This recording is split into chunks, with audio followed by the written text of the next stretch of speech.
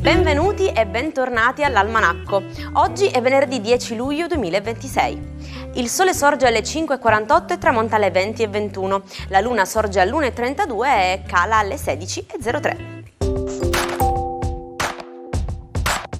Oggi si celebra San Silvano. Il nome Silvano ha origine latina e significa abitante del bosco.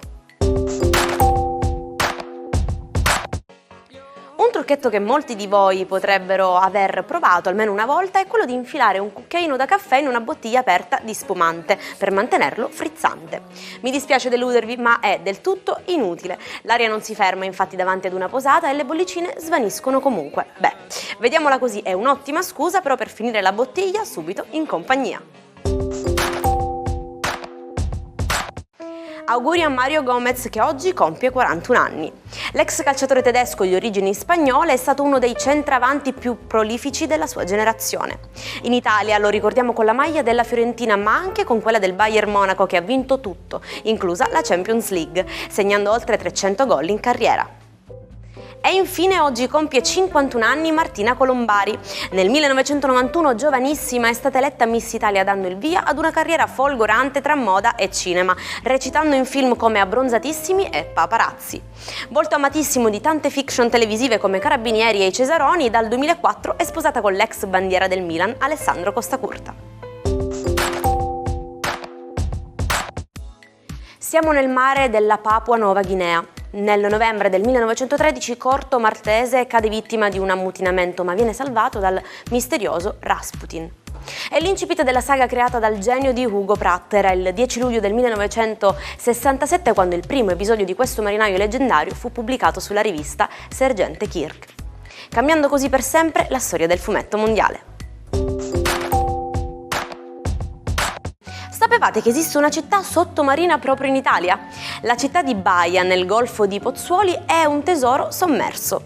Antica meta di villeggiatura per l'aristocrazia romana, a causa del bradisistimo è stata inghiottita dal mare. Oggi i subacquei possono nuotare tra mosaici, statue e resti di ville lussuose ancora perfettamente conservate sotto le onde. Buon venerdì e benvenuti all'oroscopo del giorno. Il fine settimana è finalmente alle porte. Scopriamo insieme cosa hanno in serbo per noi le stelle. Ariete, il fine settimana si preannuncia scoppiettante. Siete pieni di iniziativa, perfetti per organizzare qualcosa di memorabile con gli amici. Toro, siete un po' stanchi dei soliti ritmi. Sfruttate le ultime ore di lavoro per chiudere il necessario, poi staccate completamente la spina. Gemelli, sarete delle vere stelle della socialità. Se avete in programma una serata fuori o un primo appuntamento, farete centro al primo colpo. Cancro. Giornata ottima per le finanze. Potrebbe sbloccarsi una situazione rimasta in sospeso o potreste ricevere una proposta molto interessante. Leone. È il momento del riscatto. Ritrovate la vostra proverbiale grinta e una forte passionalità che accenderà la serata in amore. Vergine. Il cielo vi consiglia di non correre troppo. Prima di buttarvi nel weekend, assicuratevi di aver chiarito un piccolo dubbio con una persona cara. Bilancia. Sarete circondati da affetto ed entusiasmo. Ottimo momento per i progetti a lungo termine da condividere con chi amate. Scorpione. Sul lavoro la vostra determinazione pagherà, ma non portatevi i pensieri a casa. La serata richiede leggerezza e divertimento. Sagittario. Una bellissima luna vi regala un grande ottimismo. Avete voglia di esplorare e di evadere. Un weekend fuori porta sarebbe l'ideale. Capricorno. Sarete chiamati a risolvere un piccolo enigma emotivo. Mettete da parte la logica per un momento e ascoltate le vostre sensazioni. Acquario. I riflettori sono puntati sui sentimenti. Le coppie ritroveranno una forte complicità, mentre i single faranno incontri decisamente stimolanti. Pesci.